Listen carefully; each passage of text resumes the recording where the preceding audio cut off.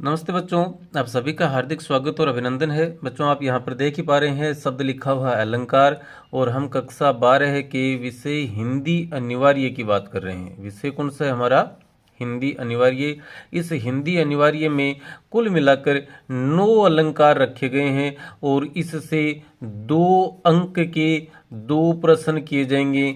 दोनों ही प्रश्न किस प्रकार के होंगे? रिक्त स्थान वाले होंगे। दोनों ही प्रश्नों की प्रकृति क्या रहेगी?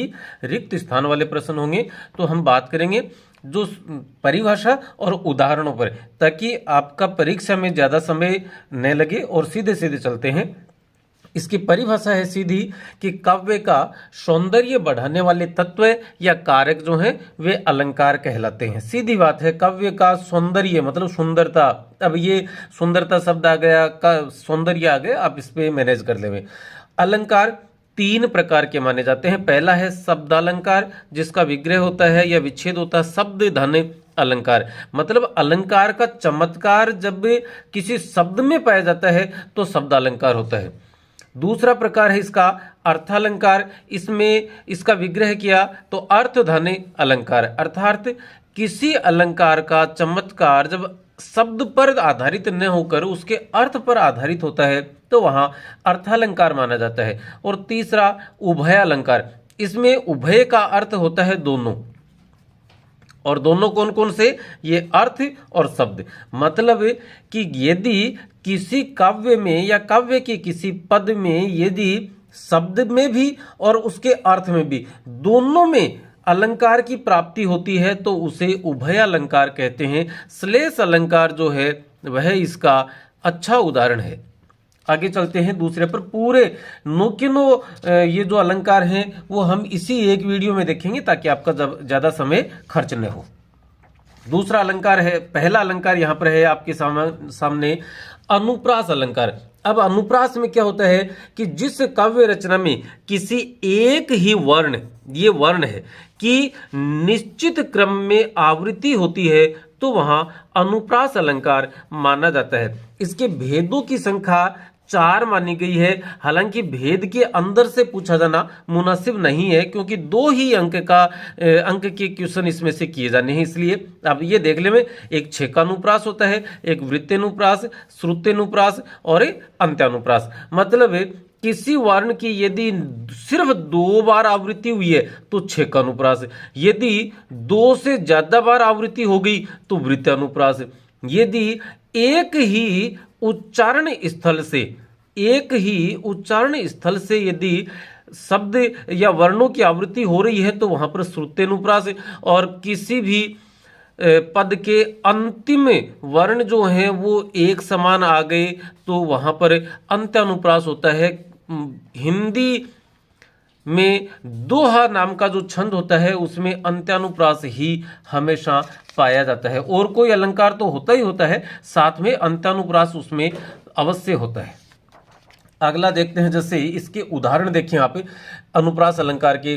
कानन कठिन भयंकर भारी, तो कै भय भय और यहाँ पर ने और ये ने, तो यहाँ पर 2 आए हैं तो छेकानुप्रास होगा। अगला है विरति विमल विवेक विज्ञाना। यहाँ पर वे की आवृत्ति 2 से ज्यादा बार हो गई तो इसलिए वृत्त अनुप्रास होगा। भरत भारती मंजू मराली, इसमें भय भय रे ते और मैं, यहाँ पर 2 वर्णों की आवृत्ति हो रही है इसलिए कौन सा होगा? छेकानुप्रास। अगला उदाहरण है अति आनंद मगन महतारी। यहाँ पर भी छेकानुप्रास है। भव्य भावों में भयानक भावना भरना नहीं, तो यहाँ पर भय वर्णों की आवृत्ति हो रही है और 2 से ज्यादा बार हो गई तो वृत्तेनुप्रास। आगे है गंधी गंध गुलाब की गमई गाहक कौन। यहाँ पर गय वर्ण की आवृत्ति होने के कारण से वृत्तेनुप्रास है। और तुलसीदास सहित निशिदिन देखत तुम्हारी निठुराई। यहाँ पर ते ले से दे से, ये सारे के सारे कैसे हैं? ये दंत्य वर्ण है, और दंत्य वर्ण होने की वजह से पूरे में आप एक तो खे देखोगे, एक है देखोगे, एक ये ठे है, और बाकी सारे के सारे वर्ण कैसे हैं? दंत्य वर्ण है। इसलिए यहाँ पर क्या होगा? श्रुत्यनुप्रास अलंकार माना जाएगा। आगे चलते हैं। इसी का उदाहरण है दीनांत था थे दीननाथ डूबते सह धेनु आते गृह ग्वाल बाल थे। तो दीनांत था थे दीननाथ डूबते, इस पूरी पंक्ति में ये दो वर्ण यदि आप छोड़ देवें तो सारे के सारे कैसे वर्ण थे? दंत वर्ण थे, इसलिए यहां पर भी श्रुत्यनुप्रास माना जाएगा। आगे देखते हैं अगला, तज प्राणों का मोह आज सब मिलकर आओ मातृभूमि के लिए बंधु और मिलकर अलग जगाओ। यहां पर आ ओ वर्ण आ रहे हैं, स्वर आ रहे हैं, यहां पर भी क्या हो रहा है? आ, गे में आ स्वर है ही, गे धन आ, तो आ और ओ स्वर समान स्वर होने के कारण से यहां पर क्या हो जाएगा? अंत्यानुप्रास से माना जाएगा। पहला अलंकार आपका पूर्ण हुआ। दूसरा अलंकार यहां पर लिखा है श्लेष अलंकार। श्लेष में क्या होता है? शब्द एक होता है और अर्थ अनेक निकलते हैं। यहां लिखेंगे कि जब किसी पद में एक शब्द के एक से अधिक अर्थ ग्रहण कर लिए जाते हैं, मतलब शब्द तो क्या है? एक आया है, और इस एक शब्द के एक से ज्यादा अर्थ ग्रहण कर लिए जाते हैं, तो वहां पर श्लेष अलंकार माना जाता है। दूसरी इसकी थोड़ी सी व्याख्या करके लिखा है कि जब कोई शब्द संदर्भ के अनुसार अलग अलग अर्थ प्रकट करने लग जाता है तो वहां श्लेष अलंकार माना जाता है। एक छोटे से उदाहरण के मार्फत समझते हैं। एक शब्द है मत। अब इस मत शब्द के एक आदमी से पूछा जाए तो वो अलग अलग अर्थ इसका बता सकते हैं। इसके तीन अर्थ निकलते हैं। मत का अर्थ एक वोट निकलता है, एक नहीं निकलता है और एक राय निकलता है।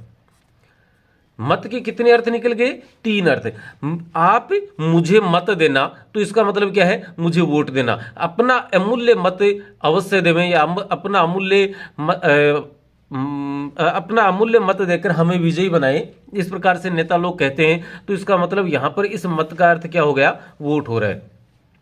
अरे ऐसा मत करो तो यहां पर है कि यह काम करने से रोका जा रहा है। क्या किया जा रहा है? रोका जा रहा है। और किसी एक विषय पर मान लो स्कूल में 15 के 26 जनवरी का कोई कार्यक्रम है, वहां पर मीटिंग चल रही है, प्रिंसिपल साहब कहें कि हाँ भाई सर या मैम इस मामले में आपका क्या मत है, इसका मतलब आपकी क्या राय है। तो एक ही शब्द था, संदर्भ के अनुसार उसने अलग अलग अर्थ दिया, इसलिए यहां पर भी कौन सा अलंकार माना जाएगा? श्लेष अलंकार माना जाएगा। चलिए देखते हैं श्लेष अलंकार के वे महत्वपूर्ण उदाहरण जो बार बार परीक्षाओं में पूछे जाते हैं और आपकी इस बोर्ड परीक्षा में भी पूछे जा सकते हैं। चलिए देखते हैं। महत्वपूर्ण उदाहरण है रहीमन पानी राखिए बिन पानी सब सून पानी गए न उबरे मोती मानस चून। तो ये जो पानी शब्द है इसका मनुष्य, मोती, मनुष्य और चूने, इन तीनों के संदर्भ में अलग अलग अर्थ निकलता है। मोती के संदर्भ में इसका अर्थ है चमक, मनुष्य के संबंध में है इसका मान सम्मान, और चुनने के संबंध में इसका अर्थ निकलता है, संदर्भ में अर्थ निकलता है जल। तो एक शब्द एक बार प्रयुक्त हुआ है और अलग अलग अर्थ दिया है, इसलिए यहां पर श्लेष अलंकार। यहां लिखा है नर की अरु नल नीर की गति एक के करे जोई जीतो नीचो वे चले ते तो ऊंचो होई। कि नर मनुष्य और नल के नीर के नल मतलब पानी का नल का, इन दोनों की स्थिति एक जैसी है। जितो नीचो, यहां पर नीचे का अर्थ है नीचा ही या निम्न। निम्न जितना नीचा होकर चलेगा या पानी का पाइप जितना नीचा जाएगा उतना ही वह ऊंचे तक या ऊपर तक पानी पहुंचाएगा। यहां पर नीचे का मतलब है विनम्र। ये नल के संदर्भ में तो अर्थ क्या है? निम्न और ऊंचा।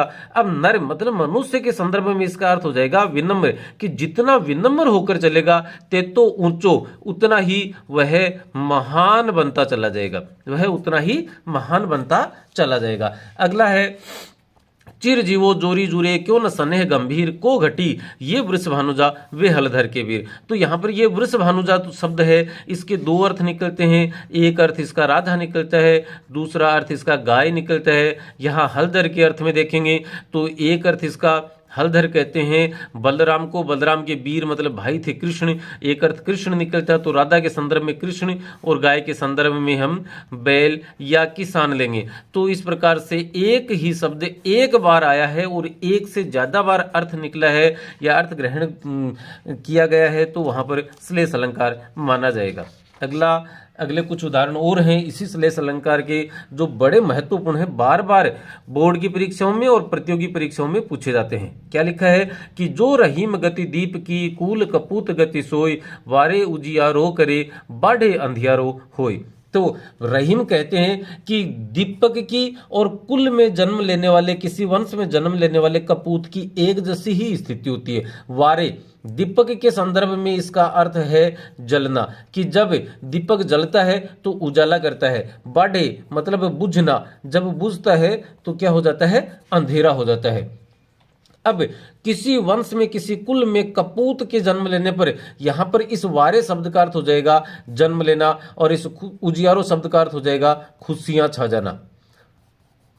तो क्या कह रहे हैं कवि रहीम कि वारे उजियारो करे, कि किसी कुल में कपूत के जन्म लेने पर वहां पर खुशियां छा जाती हैं, क्योंकि छोटा बच्चा है, पता नहीं चल रहा कि ये आगे इसकी करतूत कैसे होंगी। लेकिन बाढ़े मतलब बड़ा होने पर और क्या होता है, घर में अंधेरा छा जाता है, मतलब कलह का वातावरण बने जाता है। यहां पर पहले अंधेरे से अर्थ था सिर्फ अंधेरा, दूसरे अंधियारों का अर्थ मनुष्य उसके कुल कपूत के अर्थ में इसका लिया जाएगा कलह के अर्थ में।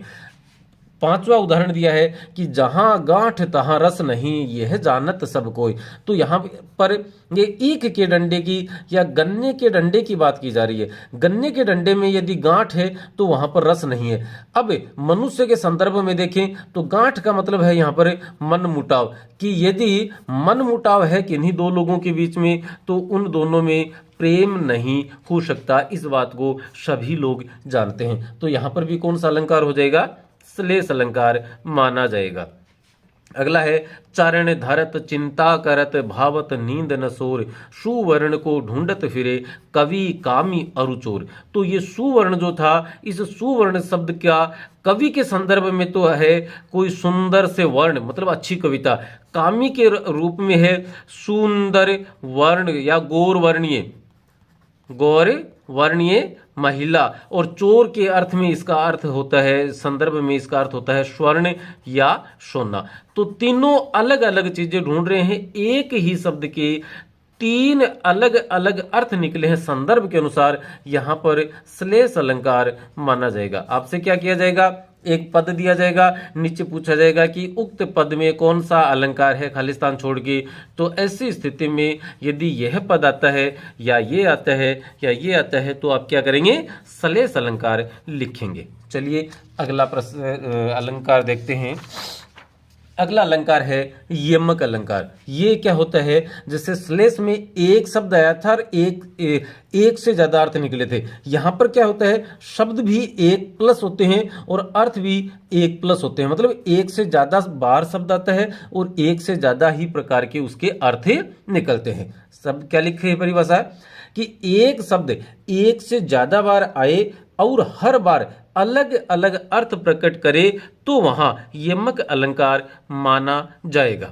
उदाहरण देखें, काली घटा का घमंड घटा। यहां पर इस घटा शब्द का अर्थ था बादल, काले रंग के बादल, और इस घटा शब्द का अर्थ है कम होना। एक ही शब्द है, एक जैसा ही है, एक से ज्यादा बार आ गया और हर बार एक से अलग अर्थ निकल गया, एक से ज्यादा बार अर्थ निकल गया, तो यहां पर क्या कहेंगे, यमक अलंकार। आगे लिखा है, कनक कनक ते सो गुना मादकता अधिकाय, वाह खाए बोराई जग वाह पाए बोराई। तो यहाँ पर सोने में धतूरे से 100 गुना ज्यादा मादकता होती है, उसको तो खाने पर, इसको धतूरे को तो खाने पर आदमी बोरा जाता है, पगला जाता है, इसको तो पाने मात्र से ही अहंकार की भावना आ जाती है। तो इस कनक शब्द का अर्थ था सोना नाम की धातु और इस शब्द का अर्थ था धतूरा। एक जैसा शब्द एक से ज्यादा बार आया, दोनों बार अलग अलग अर्थ प्रकट किया, अतः यहाँ पर कौन सा अलंकार हो जाएगा, यमक अलंकार माना जाएगा। अगले उदाहरण और देखते हैं। कोई एक गुरु अपने एक शिष्य को कहता है कि भजन कयो ताते बजो, बजो न एको बार, दूरी भजन जाते कयो सो तू भजो गंवार। कि भजन कयो ताते बजो, कि जिसके भजन करने के लिए कहा था तू उससे दूर भागता फिरा। बजो न एको बार, उसको तूने भजा नहीं, मतलब उसकी पूजा पाठ नहीं की। इस भजो शब्द का अर्थ था दूर भागना, इस भजो शब्द का अर्थ लिया पूजा पाठ करने से। इस भजन शब्द का अर्थ था आराधना पूजा पाठ करना। यहां क्या कहते हैं कि दूरी भजन, यहां पर इस भजन शब्द का अर्थ हो गया भागना, कि दूर भागने के लिए जिससे कहा था सो तू भजो गंवार, उसको तूने बार बार भजा, उसकी बार बार पूजा की। तो यहां पर भजन शब्द 2 बार आए हैं, दोनों बार अलग अलग अर्थ हैं। यहां भजो शब्द 3 बार आए हैं और 2 अर्थ निकले हैं, अतः यहां यमक अलंकार माना जाएगा। अगला उदाहरण है कि तुम परवारो उर्वशी सुनी राधि के सुजान, तू मोहन के उर्वशी, उर मानी हृदय, बसी मानी बसनी, वे उर्वशी समान, कि तुम परवारो उर्वशी, ये उर्वशी नामक एक अप्सरा की बात की जा रही है कि तुझ पर तो उर्वशी ही कुर्बान की जा सकती है। हे राधिका तुम सुनो तो सही, तू मोहन, तुम कृष्ण के उर में बसी हो, मतलब हृदय में बसी हुई हो। तो यहां पर देखिए आप कि यहां पर उर्वशी का अर्थ उर्वशी निकला, और यहां पर इस उर्वशी का यहां पर क्या होगा, सैभंग यमक अलंकार है। सैभंग यमक, सैभंग का मतलब होता है जब किसी शब्द के टुकड़े करने पर अलंकार की प्राप्ति होती है। तो सैभंग यमक में हृदय में बसी हुई हो, और वो तो उर्वशी के समान है, वो तो एक बहुत मामूली से आभूषण के समान है। इस प्रकार से यहां पर भी कौन सा अलंकार हो जाएगा, यमक अलंकार माना जाएगा। अगला वक्रोक्ति। अब वक्रोक्ति में क्या होता है, इसको ध्यान से देख लेंगे थोड़ा सा, कि जब वक्ता मतलब बोलने वाले के द्वारा कही गई बात का जानबूझकर अन्य अर्थ ग्रहण किया जाता है, तो वहां पर वक्रोक्ति अलंकार माना जाता है। ये 2 इसके भेद माने जाते हैं। अब श्लेष अलंकार में क्या होता है, जानबूझकर अर्थ ग्रहण किया जाता है दूसरा। काकू वक्रोक्ति में क्या होता है, ये बोलने वाले के लहजे पर डिपेंड करता है, बोलने वाले का लहजा किस प्रकार का है उसके आधार पर अर्थ ग्रहण किया जाता है। तो वहां पर काकू वक्रोक्ति, ये तो सुनने वाले का है, सुनने वाले ने जानबूझकर गलत अर्थ ग्रहण किया, और ये बोलने वाले ने इस प्रकार से बोला कि सुनने वाले को दूसरा अर्थ ग्रहण करना ही पड़ा, वो मजबूरी थी उसकी। तो ये श्लेष वक्रोक्ति और ये काकू वक्रोक्ति। आगे देखते हैं, इसके 2 भेद होते हैं, दोनों देख लिया आपने। श्लेष वक्रोक्ति में क्या होता है कि जब सुनने वाला जानबूझकर दूसरा अर्थ ग्रहण करे, तब वहां पर श्लेष वक्रोक्ति माना जाता है। किसी ने पूछा को तुम, तो सामने से जवाब आया घनश्यामित, कि मैं घनश्याम हूं। तो उसने घनश्याम का अर्थ किसी व्यक्ति का नाम हो सकता है, या किसी बादल का नाम, बादल को भी घनश्याम कहते हैं, घन मानी बादल, श्याम मानी काले, कि काले रंग के बादल हैं, और घनश्याम कृष्ण को भी कहा जाता है। राधा ने पूछा कि कौन हो तुम, तो कृष्ण ने कहा मैं घनश्याम। अब राधा जानबूझकर उस घनश्याम शब्द का अर्थ कृष्ण ने ग्रहण करके क्या कर रही है, बादल ग्रहण कर रही है जानबूझकर। तो कहती है तो बरसों कित जाए, तो यहां क्या कर रहे हो, कहा कहीं पर जाकर बरसों बरसते क्यों नहीं हो, मतलब वो बादल को संबोधित कर रही है। तो यहां पर राधा के द्वारा जानबूझकर दूसरा अर्थ ग्रहण किया गया, इसलिए यहां पर श्लेष वक्रोक्ति अलंकार माना जाएगा। अगला देखते हैं काकू वक्रोक्ति। काकू वक्रोक्ति में क्या होता है, इसका संबंध वक्ता के लहजे से होता है।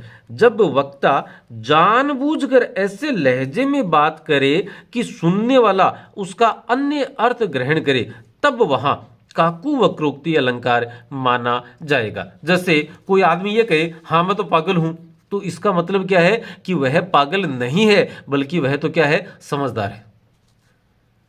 मैं तो बेवकूफ हूं, तो इसका मतलब बेवकूफ हूं, पागल हूं, इन शब्दों का यदि वो इस्तेमाल करता है, इसका मतलब क्या है, सुनने वाले को यह मानना है कि ये वास्तव में ऐसा जैसा कह रहा है वैसा नहीं है। दूसरा कोई कहे यहां ईमानदार कौन है, या यहां कौन ईमानदार है, तो इसका मतलब क्या है कि यहां पर सारे के सारे लोग क्या है, बेईमान है, कोई ईमानदारी नहीं है। यहां कौन शरीफ है, इसका मतलब यहां पर कोई शरीफ नहीं है, सब के सब एक से एक छंटे हुए बदमाश पड़े हैं।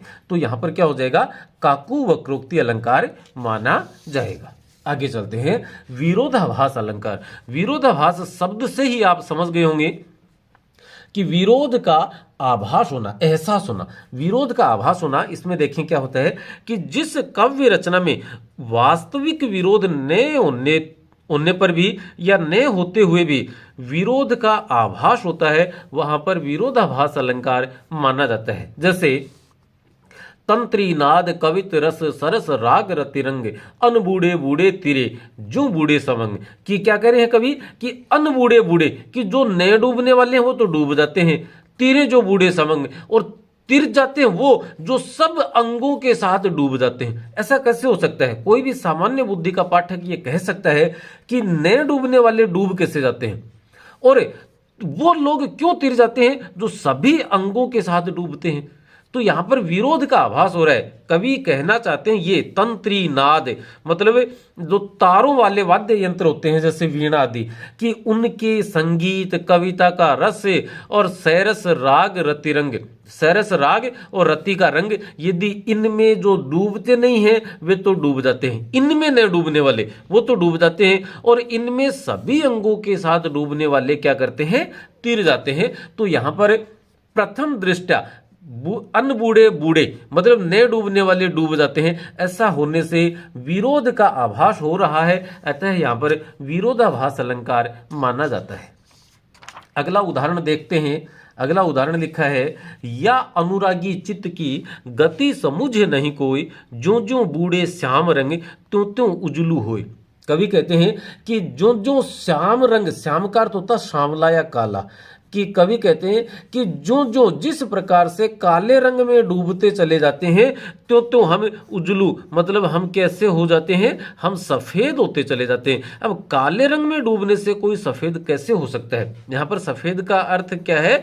पवित्र से लिया गया है। देखिए क्या है, कवि कहते हैं कि इस अनुरागी चित्त की गति को कोई समझ नहीं पाया है, जो जो वह श्याम रंग में, यहां पर श्याम शब्द है वह कृष्ण के लिए आया है, कि कृष्ण के रंग मतलब भक्ति, कि कृष्ण की भक्ति में जितना डूबता चला जाता है वह उतना ही पवित्र होता चला जाता है। तो यहां पर प्रथम दृष्टया जो अर्थ निकलता है वह ये मजबूर कर देता है, विवश कर देता है हमें कि यहां पर अर्थ जो है वह थोड़ा सा भिन्न हुआ है। अगला उदाहरण क्या लिखा है कि शीतल ज्वाला जलती ईंधन होता दृग जल का। पहली बात तो ये कि ज्वाला आग को कहते हैं, ज्वाला किसे कहते हैं? आग को, और आग शीतल नहीं हो सकती, तो प्रथम विरोध तो यही हो गया। और ईंधन होता दृग जल का। अब ईंधन मतलब जलने वाली चीज, वो क्या है? दृग जल मतलब जल। जल कैसे जल सकता है भाई? ये भी एक बड़ी बात होगी। लेकिन यहां पर विरह का वर्णन करते हुए कवि कह रहे हैं कि शीतल ज्वाला जलती, कि विरह की शीतल ज्वाला जो है वह जलती है, और ईंधन जो है वह क्या होता है? दृग जल का। आंखों वाले से बरसने वाले जल को ईंधन के रूप में जलते हुए दिखाया गया है, इसलिए कौन सा अलंकार? विरोधाभास अलंकार माना जाएगा। अगला उदाहरण क्या लिखा है? शीतल वाणी में आग। अब आग तो है लेकिन शीतल कैसे हो सकती है? रोदन में राग, रोना राग के साथ कैसे संभव है? इसलिए इन सभी में विरोधाभास अलंकार माना जाएगा। चलिए अगला उदाहरण या अगला अलंकार देखते हैं। अगला अलंकार है आपका अतिशयोक्ति अलंकार। अतिशयोक्ति का विच्छेद कैसे किया गया है आप देखें। अतिशय धन उक्ति मतलब किसी बात को बहुत बढ़ा चढ़ाकर कहना। उत्तर क्या लिखेंगे? उसकी परिभाषा लिखी है कि जब किसी पद में रोचकता लाने के लिए, क्या करने के लिए? रोचकता लाने के लिए वीरता, उदारता, विरह, प्रेम, सौंदर्य इत्यादि का अत्यंत मिथ्यापूर्ण, बहुत ज्यादा बढ़ा चढ़ाकर वर्णन किया जाता है, तो वहां पर अतिशयोक्ति अलंकार माना जाता है। क्या होता है? अतिशयोक्ति अलंकार माना जाता है। उदाहरण के रूप में समझेंगे अभी। इसके उदाहरण यहां पर लिखा है, बहुत प्रसिद्ध उदाहरण है कि देखी सुदामा की दीन दशा, करुणा करी के करुणा निधि रोए, पानी परात को हाथ छुयो नहीं, नैननी के जल सो पग धोए। सुदामा कृष्ण के पास जाते हैं, ऐसा किस्सा सुनते हैं हम। सुदामा कृष्ण के पास जाते हैं और कृष्ण को जब पता चलता है, कृष्ण सुदामा की गरीब और गंभीर स्थिति को देखते हैं, उनके पैरों से खून बह रहा है, छाले पड़ गए हैं, तो उस स्थिति में वे करुणा निधि क्या करते हैं? करुणा करी के करुणा निधि रोए। तो कृष्ण बेहद रोने लग जाते हैं, जो करुणा के सागर हैं, और वे पानी परात को हाथ छुयो नहीं। नरोत्तम दास स्वामी कहते हैं कि उन्होंने परात में लाए हुए पानी को हाथ से छुआ तक नहीं, नैननी के जल सो पग धोए। जो उनकी आंखों से जो जल बरसा मतलब जो आंसू गिरे, उन आंसुओं से ही उन्होंने क्या कर दिया? अपने मित्र के पैरों को धो दिया। तो ये बहुत ज्यादा बढ़ा चढ़ाकर कही गई बात है, इसलिए इसमें अतिशय धन उक्ति, अतिशयोक्ति अलंकार माना जाएगा। आगे देखते हैं दूसरा, कि आड़े दे आले वसन जाड़े हु की राती, साहस के नेह बस सखी सबे डिग जाती। कि वस जाड़े हु मतलब सर्दी की रात में भी जो नायिका है वह नायिका विरह की अग्नि में इतनी ज्यादा जल रही है कि हम सखियों को आड़े दे आले वसन, आले का अर्थ होता है गिले, कि हमें गिले वस्त्र, वसन का अर्थ होता है वस्त्र, कि हमें गिले वस्त्र करके ही उसके सामने आना पड़ता है, अन्यथा वह तो विरह की अग्नि में भयंकर रूप से जल रही होती है। इतना नहीं होता, जाड़े की रात में तो आप बिना वस्त्रों की बात नहीं कर सकते, गिले करने की तो बात ही छोड़ दीजिए, लेकिन कवि बिहारी ने यहाँ पर भयानक तरीके से इसका वर्णन किया है, अतिशयोक्तिपूर्ण वर्णन किया है, इसलिए अलंकार भी कौन सा हो जाएगा, अतिशयोक्ति अलंकार यहां पर माना जाएगा। अच्छा, अतिशयोक्ति में क्या होता है, हम से को आधा लिख देते हैं, आधा नहीं लिखना है, पूरा अतिशय धन उक्ति से अतिशयोक्ति अलंकार बनता है। अब आता है विभावना अलंकार। विभावना में क्या लिखा है देखें, कि प्रत्येक कार्य के पीछे कोई न कोई कारण अर्थात साधन होता है, परंतु जब किसी पद में कारण मतलब साधन के बिना ही कार्य की उत्पत्ति हो जाती है या प्रदर्शित की जाती है, तो वहां विभावना अलंकार माना जाता है। और इस विभावना को प्रकट करने के लिए 4 शब्द हैं महत्वपूर्ण, बिन, बिना, बिनु और रहित जैसे शब्दों का प्रयोग किया जाता है। ये 4 हमारे इंडिकेटर हैं, हमारे पहचान करने के सूत्र हैं, इनसे हम पहचान कर सकते हैं कि फला पद में कौन सा अलंकार माना जाएगा। यदि ये 4 शब्द आते हैं तो अर्थ ग्रहण करना पड़ेगा थोड़ा सा, और हम समझ सकते हैं कि इन शब्दों से युक्त पदों में विभावना अलंकार आमतौर पर माना जाएगा। कुछ शब्द ऐसे हैं जिनमें बिन, बिना, बिनु और रहित शब्द आने के बावजूद भी अलंकार विभावना नहीं होता है। इसके उदाहरण देखें आप। उदाहरण क्या लिखा है, पहला ही, कि बिनु पद चले, ये शब्द आ गया बिनु, बिनु पद चले, कि पैरों के बिना चल रहा है, सुने बिनु काना, और कानों के बिना सुन रहे, ऐसा संभव कैसे है। आप समझते हैं कोई ना कोई साधन तो होता है, चलने के लिए साधन क्या है, पैर, और वो बिना पैरों के चल रहा है, तो इसका मतलब यहां पर विभावना अलंकार माना जाएगा। ये सबसे महत्वपूर्ण उदाहरण है इस विभावना अलंकार का। बिनु कर कर्म, कि बिना हाथ के भी कर्म करता है, करे विधि नाना, कि नाना प्रकार के जो कर्म है वह बिना हाथों के ही करता है। आनन रहित सकल रस भोगी, आनन मुख से विहीन होकर भी संसार के समस्त या सकल रसात्मक संसाधनों का उपभोग करने वाला है। बिनु वाणी वक्ता बड़ जोगी, और बिना वाणी के, बिना जीव के भी बहुत बड़ा वक्ता भी माना जाता है। इसका मतलब यहाँ पर क्या हो गया कि अल्लाह या भगवान की इबादत की जा रही है, उनका वर्णन किया जा रहा है, और इसलिए यहाँ पर ये बिनु पद चले, कि बिना पैरों के भी चल रहा है, सुने बिनु काना, बिना कानों के भी सुन रहा है, अतः यहाँ विभावना अलंकार माना जाएगा। अगला उदाहरण क्या लिखा है, निंदक नियरे राखिए आंगन कुटी छवाए, बिन पानी साबुन बिना निर्मल करे सुभाए। बिन पानी साबुन बिना निर्मल करे सुभाए। निर्मल अर्थ होता है स्वच्छता का, और स्वच्छता संबंधी जो काम है वह साबुन और पानी के साथ ही होते हैं, इनके बिना नहीं हो सकते। लेकिन कवि कह रहे हैं कि हमें हमारी निंदा करने वाले को पास में रखना चाहिए, चाहे उसे आंगन में कुटिया ही क्यों न बनाकर देनी पड़े, क्योंकि वह पानी और साबुन के बिना ही हमारे स्वभाव को क्या कर देता है, स्वच्छ कर देता है। तो यहाँ पर सफाई का जो काम है वह साबुन और पानी के बिना हो रहा है, बिना कारण के हो रहा है, बिना साधन के हो रहा है, इसलिए विभावना अलंकार माना जाएगा। अगला उदाहरण है कि कोटिन रुंड मुंड विनु चलही, शीस परे मही जय जय बोलही। कि कोटिन करोड़ों रुंड शरीर, मुंड विनु चलही मतलब धड़ जो थे वो बिना सिर के भी चले जा रहे थे, शीस परे मही, और उनके जो सिर थे वे मही कहते हैं धरती को, वे धरती पर पड़े थे, और पड़े पड़े क्या कर रहे थे, जय जयकार कर रहे थे। ऐसा संभव नहीं है।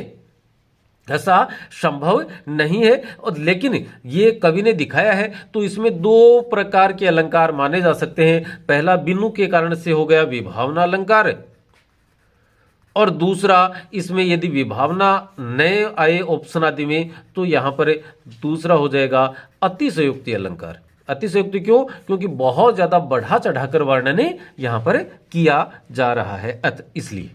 चलिए अगला उदाहरण देखते हैं, क्या है? संदेह अलंकार। अब आपके दो ही अलंकार बचे बस। संदेह अलंकार में क्या होता है कि जब किसी पद में इस प्रकार का वर्णन प्राप्त होता है कि वहां किसी बात या पदार्थ को लेकर संशय उत्पन्न हो जाता है और अंत तक भी हम यह निर्णय नहीं कर पाते हैं कि वह पदार्थ वास्तव में है क्या, तो ऐसे पदों में संदेह अलंकार माना जाता है। कि जब हम अंत तक निर्णय नहीं कर पाए कि ये है क्या, तो वहां पर क्या होता है? संदेह अलंकार माना जाता है। जैसे कि अंधेरे में पड़ी किसी रस्सी को देखकर यह समझ लेना या सोचना कि यह रस्सी है या सांप है, मतलब हम निर्णय नहीं कर पाए, तो वहां पर क्या हो जाएगा? संदेह अलंकार माना जाएगा। जैसे उदाहरण लिखे हैं कि ये है सरस ओस की बूंदे या मंजुल मोती, कि ये जो नीचे पड़ी हैं ये ओस की सरस बूंदे हैं या मंजुल मोती। मंजुल का मतलब होता है बहुत सुंदर, या बहुत सुंदर से मोती हैं। तो ये निर्णय नहीं कर पाए कि ओस की बूंद है या मोती है, तो यहां पर संदेह अलंकार। दूसरा कहा है कि राधा मुख आली किंधो किंधो ऊंग्यो मयंक, कि हे सखी ये राधा का मुख है या कोई चांद उगाया है। तो ये चांद का उगना और राधा का मुख होना हम समझ नहीं पा रहे कि राधा का मुंह दिखाई दे रहा है या उगा हुआ चांद दिखाई दे रहा है। निर्णय नहीं कर पाए तो हम संदेह के घेरे में आ गए और संदेह अलंकार माना जाएगा। अगला उदाहरण देखते हैं, प्रसिद्ध उदाहरण है, बार बार इसको काम में लिया जाता है बोर्ड की परीक्षा में भी और प्रतियोगी परीक्षाओं में भी। क्या लिखा है कि सारी बीच नारी है कि नारी बीच सारी है, सारी ही की नारी है कि नारी ही की सारी है। मतलब द्रौपदी का चीर हरण किया जा रहा था और उसकी साड़ी जब बढ़ती चली गई, तब लोगों ने, वहां जो लोग बैठे थे वो सोचते हैं कि ये साड़ी के बीच में नारी है या नारी के बीच में साड़ी है, या सारी ही की नारी है कि ये सारी की नारी बन गई या नारी की ही सारी बन गई। समझ नहीं आ रहा, निर्णय नहीं कर पा रहे हैं, और निर्णय नहीं कर पा रहे हैं तो क्या होता है? संदेह होता है और संदेह अलंकार माना जाएगा। अगला पद लिखा है रामायण का, शूर्पणखा, लक्ष्मण और राम वाला प्रसंग है। यहाँ पर राम कहते हैं शूर्पणखा को देखकर कि कहूं मानवी यदि मैं तुझको तो वैसा संकोच कहां, कि यदि मैं तुम्हें एक स्त्री कहूं तो वैसा संकोच तुम में नहीं है, वैसी लज्जा नहीं है। कहूं दानवी तो है उसमें, तो उसमें है लावण्य की लोच कहां, और यदि मैं तुझे राक्षसी या दानवी कहूं तो उसमें लावण्य, सुंदरता का की ऐसी लोच, ऐसे नजाकत नहीं होती। वन देवी समझूं तो वह होती है भोली भाली, कि यदि मैं तुझे कोई आदिवासी महिला समझूं तो वह वास्तव में भोली भाली होती है। तुम ही बताओ अतः कौन तुम, हे रमणी रहस्य वाली। तुम खुद ही बता दो कि तुम कौन हो, हे रमणी रहस्य वाली। तो यहां पर ये जो राम थे वो निर्णय नहीं कर पा रहे थे कि ये कोई साधारण स्त्री है या कोई दानवी है या कोई आदिवासी महिला है। तो ये निर्णय नहीं कर पाने के कारण से यहां पर भी क्या हो गया? संदेह अलंकार माना गया है। अंतिम और नौवा अलंकार आपके समक्ष यहां पर है, जिसका नाम है भ्रांतिमान अलंकार। भ्रांति में क्या हो जाता है? भ्रम हो जाता है। हम एक चीज को दूसरी चीज समझ लेते हैं। हमें भ्रम से एक चीज को दूसरी चीज समझ लेते हैं। कई बार क्या होता है, एक आदमी जा रहा होता है, हम उसे देखते हैं और हमें लगता है कि ये तो ए है, जबकि वास्तव में वह बी होता है। एक आदमी जा रहा है, हम ये सोचते हैं कि ये ए है या बी है, तो संदेह अलंकार। ए है और हम उसको बी समझ रहे हैं, तो वहां पर भ्रांतिमान अलंकार। देखें उदाहरण, परिभाषा, कि जब किसी पद में ऐसा वर्णन प्राप्त होता है कि वहां एक पदार्थ को किसी अन्य अर्थ या पदार्थ के रूप में कल्पित कर लिया जाता है, तो वहां भ्रांतिमान अलंकार माना जाता है। ये एक पदार्थ को दूसरे पदार्थ के रूप में कल्पित किया जा रहा है। ये कल्पना वाला जो हिस्सा है ये वक्रोक्ति अलंकार में भी आपने देखा था, लेकिन वक्रोक्ति में उक्ति शब्द आया था। क्या शब्द था? वक्र धन उक्ति। वक्र का मतलब होता है टेढ़ी, उक्ति का मतलब होता है कथन। उक्ति शब्द वहां पर कही गई बात का दूसरा अर्थ लिया जाता है। यहां पर कोई चीज है, कोई पदार्थ है, उस पदार्थ को दूसरे पदार्थ के रूप में समझा जाता है, बस यही फर्क है। तो दूसरे पदार्थ के रूप में कल्पित कर लिया जाता है तो वहां भ्रांतिमान अलंकार माना जाता है। जैसे अंधेरे में रस्सी को सांप समझ लेना ही भ्रांतिमान है। हमने पहले क्या समझा था? अंधेरे में रस्सी है पड़ी थी और हम सोच रहे हैं यार ये रस्सी है या सांप है, तब तो संदेह, और हमने रस्सी पड़ी थी और उसको सांप समझ लिया, तो वहां पर हो गया भ्रांतिमान। हो सकता है सांप पड़ा हो और हमने रस्सी समझ के उठा लिया हो उसे, तो भी वहां पर भ्रांतिमान ही माना जाएगा। अब इसके उदाहरण देखते हैं क्या क्या है। उदाहरण लिखा आपके सामने, ओस बिंदु चुग रही हंसिनी मोती उनको जान। कि मोती पड़े हैं ओस की बूंदे पड़ी हैं और एक हंसिनी जो है वह उनको मोती समझकर चुग रही है। तो हंसिनी ने ओस की बूंदों को क्या समझ लिया? मोती। एक चीज को दूसरे के रूप में कल्पित कर लिया, अतः यहां पर भ्रांतिमान अलंकार माना जाएगा। अतः यहां पर कौन सा अलंकार है? भ्रांतिमान। दूसरा उदाहरण देखें आप कि परत भ्रमर शुक तुंड पर। भ्रमर का मतलब भंवरा, शुक मानी तोता, तुंड मानी चोंच। तोते की चोंच लाल रंग की होती है। जानत फूल पलास, और उसकी पलास की फूल जैसी डिजाइन भी होती है। तोते की चोंच का जो आकार होता है वो यूं घुमा हुआ होता है, वह पलास के फूल की तरह से होता है। तो क्या होता है? एक भ्रमर है, वह तोते की चोंच को पलास का फूल समझकर क्या करता है? उसके ऊपर जाकर बैठने का प्रयास करता है। परत भ्रमर शुक तुंड पर जानत फूल पलास, तो वह उसको पलास का फूल जानकर उस पर बैठने का प्रयास करता है। इधर क्या हुआ? तोता जो है उस ये भ्रम होने का जो बात थी, ये अकेले भ्रमर पर ही थोड़ी लागू होती है। भ्रांतिमान तो तोते के साथ भी हो सकता है। अब तोते ने उस काले रंग को के भ्रमर को जब उड़ते हुए देखा तो उसने उसे जामुन का फल समझ लिया। अब क्या होता है देखो कि परत भ्रमर सुक तुंड पर जानत फूल पलास सुक ताको पकड़न चाहते। अब तोता है वह भी उसको पकड़ना चाहता है जम्बू फल की आस, जामुन के फल की आशा में। वह भी उसको इसको क्या समझ लेता है? जामुन का फल समझ लेता है। और इसलिए एक तरफ भ्रमर को भ्रम होता है कि ये सुक तुंड है या तोते की चोंच नहीं है, ये क्या है? पलास का फूल है। और दूसरी तरफ तोते को लगता है कि यह कोई जामुन का फल है। अगला उदाहरण देखें कि बिल विचार प्रविश न लग्यो नाग सूंड में व्याल। नाग कहते हैं हाथी को। नाग किसे कहते हैं? हाथी को। कि हाथी के सूंड के जो छेद हैं उनको देखकर, उनको बिल समझकर वह उसमें प्रविष्ट होने लगा। कौन है? व्याल। व्याल कहते हैं सांप को। कि सांप ने हाथी की सूंड को देखा, उस सूंड में जो छेद था उसको देखकर सोचा कि यह क्या है? यह एक बिल है, और वह उस बिल में प्रवेश करने लगा। इधर ये भ्रम सिर्फ व्याल को सांप को थोड़ा होना था, ये तो हाथी को भी हो गया। हाथी ने क्या समझ लिया? काली ईक समझ कर उठा लियो तत्काल। अब हाथी ने उसे काले रंग की ईक समझ लिया, या मतलब गन्ने का एक डंडा समझ लिया कि ये काले रंग का गन्ने का काले रंग का डंडा है, और उसे तत्काल उठा लिया। तो नाग मतलब हाथी को भ्रम हो गया कि ये सांप नहीं, क्या है? ईख का डंडा है। और सांप को भ्रम हो गया कि ये सूंड हाथी की सूंड नहीं है बल्कि क्या है? बिल है। और इसलिए दोनों को ही भ्रम हो गया। इसमें जरूरी नहीं है कि दोनों को ही होता, एक को भ्रम होता तो भी चल जाता हमारा काम। तो भी वहां पर क्या होता? भ्रांतिमान अलंकार ही माना जाता था। एक इसका सबसे बेहतरीन उदाहरण जो है वो अगले पृष्ठ पर है, और मैं 12वीं के बच्चों से निवेदन करना चाहूंगा कि वीडियो को आप पूरा देखें।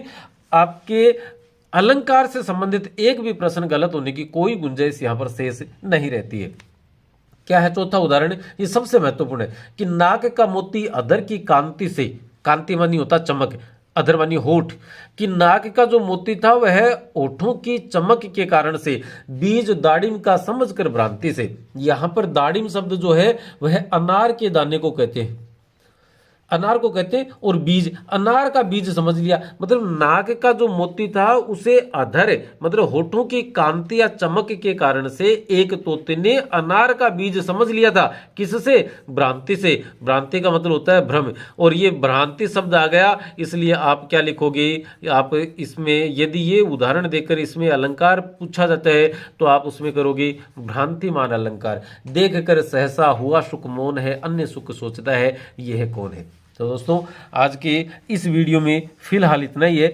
अगले वीडियो में फिर किसी न किसी नई चीज़ के साथ आपसे मुलाकात करेंगे। तब तक के लिए नमस्ते, धन्यवाद, जय हिंद, जय भारत।